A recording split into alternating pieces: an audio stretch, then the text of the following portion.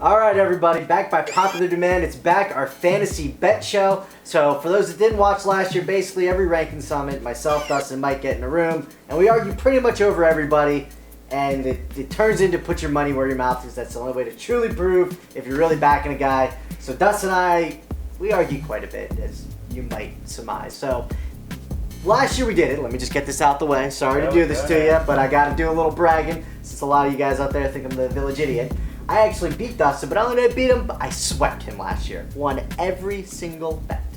By a total of probably 10 points. Point 0.1 with one bet, 0.2 with another, 0.3. But it just shows that we're ranking guys next to each other correctly because we were so close. But I'm just a little bit better. It was a rough year for me last year, but it's a new year. We got new bets, and the very first one I regretted immediately after I shook Brent's hand. But Marshawn Lynch for Brent, Trent Richardson for me. I mean, I got to at least try to defend it because I did shake his hand on it. But Trent Richardson, yes, he's a great player on a terrible offense. The defense is going to hone on him and just try to stop him. But he's going to get so many touches. And one of the reasons I took it is because I thought Percy Harvin might actually hurt Lynch a little bit with some of the little check down stuff and shorter yardage stuff. But now they're saying Harvin is hurt and he might not be here. So this bet's not looking great for me, but just for touches alone, I think Richardson still has a chance. And I'll be quick.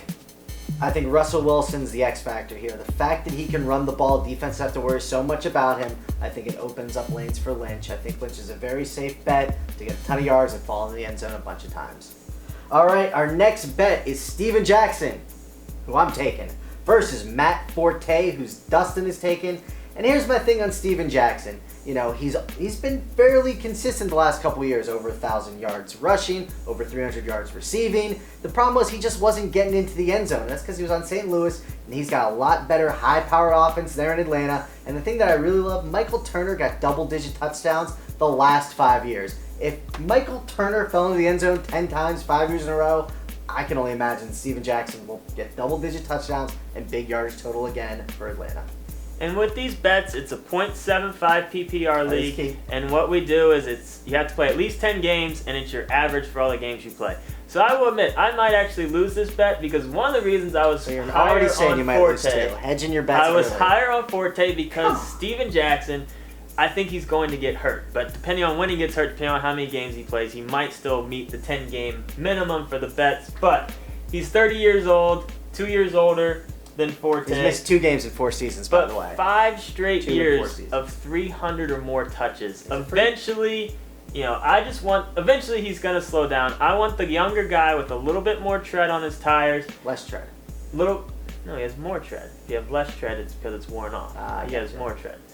His worst season for receptions is 44. They're going to be using him a ton in that offense. He's still going to have another solid year. Forte, I just like a little bit more. Our next one, Demaryius Thomas for this guy, Julio Jones for this guy, and this Wes Welker fan over here doesn't think that him being in Denver is going to hurt Demaryius Thomas at all. I mean, yes, there's a lot of mouths to feed in Atlanta as well, but Demaryius Thomas is a great player on a great offense, but you add Wes Welker, who's a top 10 receiver in this league, he's going to take targets away from everyone on that offense. You can't just think that Thomas is going to be immune. And Julio doesn't have that problem with Roddy and Well, Tony he was Gonzalez. there last year, and I think Julio is the clear guy out there. Tony Gonzalez is going down. Julio's still going to get What do you mean he's his. going down? He had a great season again last year. He did, but he's an You old always man. hate on old man He's Tony. an old man. Here's my thing with Welker. I think he eats from Decker. I think he takes the majority of targets from that. Maybe even helps Demaryius Thomas because you can't double him as much because you got to be worried about Decker and Welker at this point. And I think Peyton Manning's going to have another huge year. I like Demaryius Thomas. Big upside there, I still think. I think Julio's going to lose him. I think he's going to get double teamed all the time.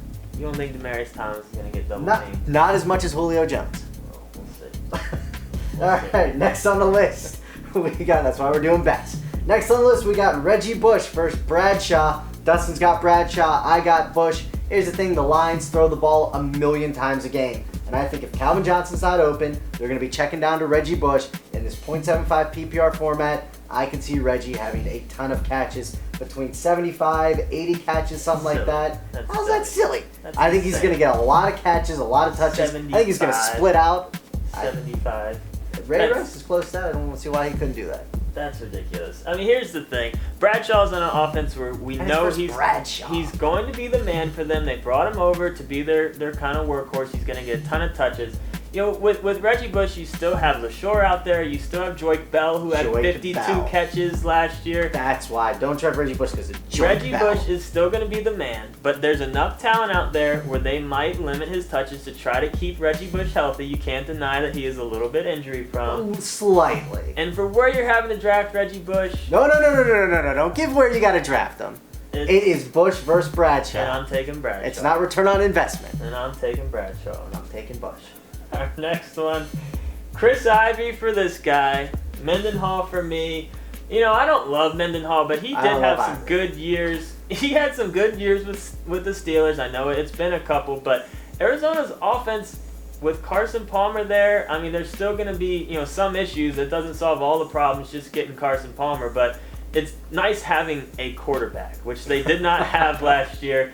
I think Mendenhall is in a good situation, pretty much as good of a situation as he could be. They're going to be asking him to do a lot. We'll see what he can do. I just like his upside a little bit more than a guy on the Jets offense. Yeah, and you know, 2 backs in new homes that'll probably get the chance to start. The reason I'm taking Ivory is as terrible as Sean Green was, he actually had a somewhat productive fantasy season just because the Jets run the ball so much. And whether it's Geno Smith, Mark Sanchez, whoever, the Jets are still going to run a ton. Now, granted, Ivory, when he got the touches, he did very well with them, but that was on a Saints offense, not the Jets offense. I just see Ivory getting into the end zone a little bit more than Mendenhall, getting more touches. It's going to be close. We don't love either of these guys. I see Ivory doing a little bit better.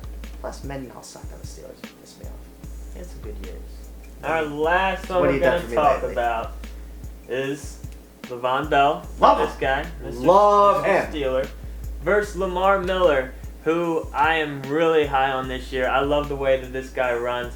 And that Miami offense, I think, gets a little bit better. You get Mike Wallace out there. Tannehill's 1 year more experience. I think they could be sneaky as far as, you know, improvement goes. And I think Lamar Miller gets a ton of touches on that offense. I think they utilize him in more than one way. I think he has a huge upside. And while I do agree Bell has a big one as well, I'd rather have the guy that's already been in the league one. Yeah, and not to help out Dustin's stats though, but I recently heard them talking about Miller out of all the guys that went to the U. He's apparently like the fastest back that's come out in a while. But you know, he's not that fast as Bell. He's not that fast. He's not going to get any. If you're in a league that counts bonuses for 80-yard touchdowns, I don't see him doing that. But as the cliche always goes in the draft, he's a perfect fit for the Steelers. But I think Bell actually is a perfect fit for the Steelers. He's going to get, I think, a 3-down back. He can catch the ball really well. He's going to be great at pass protection, I feel. And he's going to just churn out 4 or 5 yards at a time, fall into the end zone a ton of times. I still think that Miller won't get nearly as many touchdowns as Bell. I could see Bell having a 1,300 total yards, 10 touchdown kind of year. And I don't see that out of Miller. I could see that out of Miller. Maybe not the touchdowns, but he'll be why good. I don't think Bell gets 1,300. But these are our bets. Obviously, feel free to comment and say your thoughts. I'm the Village Idiot again. Which you always are never shy about doing. No, you're not. If you got any questions, post them in the forums. All our other videos, tiers, and rankings. Our cheat sheet is up on the homepage. If you want to go there. If you got a bet to dispute, you can tweet us as well at Fantasy Advice, and we'll say who we think's got the right side of the bet. Subscribe on YouTube. Subscribe on YouTube. Name code. CEO Dustin.